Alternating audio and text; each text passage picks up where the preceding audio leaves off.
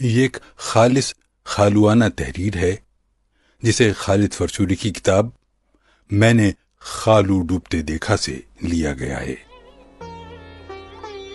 اس حقیقت سے انکار نہیں کہ عورت شادی سے پہلے خالہ اور پھوپھی بن سکتی ہے، مگر چچی اور ممانی جیسے مراتب پر فائز ہونے کے لیے شادی کرنا لازمی ہے۔ اسی طرح مرد بھی بغیر شادی کے صرف کسی کا ماموں یا چچا تو بن جائے گا، مگر شادی کا لڈو کھائے بغیر دنیا کی کوئی بھی طاقت اسے پھوپھا یا خالو نہیں بنوا سکتی۔ ویسے آپس کی بات ہے، خالو بننا کوئی قابل فخر بات نہیں ہے۔ خاندان کا سب سے غیر ضروری آدمی خالو ہی ہوتا ہے، کسی کام کا نہیں ہوتا۔ سارے کام تو آپ کے چچا اور ماموں کر رہے ہوتے ہیں۔ بطور خالو انسان کی ساری زندگی سسرال میں پروٹوکول کی آس میں ہی گزر جاتی ہے۔ میں نے آج تک کسی انسان کو خالو کے طور پر امپاورڈ نہیں دیکھا۔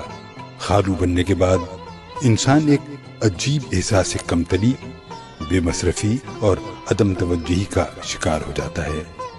خالو اور پھوپھا بنیادی طور پر عورت اورینٹڈ رشتے ہیں۔ یہ بیچارے صرف آپ کی خالہ یا پھوپھی کو آپ کے گھر ڈراپ کرنے کی حد تک تو قابل برداشت ہوتے ہیں، اس کے بعد اگر بیٹھ جائیں تو برے لگنے لگتے ہیں۔ انہیں صرف چائے یا کھانا نہیں چاہیے ہوتا، یہ چاہتے ہیں کہ پورا گھر انہیں ویسے ہی پیار سے اٹینڈ کرے جیسے ان کی بیوی کو کر رہا ہوتا ہے۔ پیار کا بھوکا ہوتا ہے خالو، مگر وہ سمجھتا ہے اسے اس خاندان سے حقیقی پیار کبھی نہیں ملا۔ اچھا آپ نوٹ کیجئے، شادی بیاہ کی تقریبات میں خالوؤں کی الگ گیدرنگ ہوتی ہے۔ یہ ایک الگ ٹیبل پر بیٹھے ہوتے ہیں، انہیں پتا ہوتا ہے کہ ہم آؤٹ سائڈر ہیں۔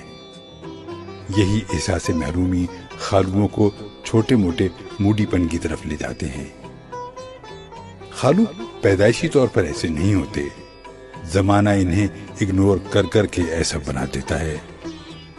قدرت کی ستم ظریفی ہے کہ خالو بننے کے بعد اس سے وہ امپاورمنٹ بھی چھن جاتی ہے جو اس سے پہلے بطور چچا یا ماموں وہ کسی اور گھر میں انجوائے کر رہا ہوتا تھا۔ میرے خیال میں تو دنیا کے تمام خالوؤں کو کسی فقیر کی بد دعا ہے۔ خالو سونے کو ہاتھ لگائے تو مٹی بن جاتا ہے، خالو سے اسی لیے کوئی کام نہیں لیا جاتا۔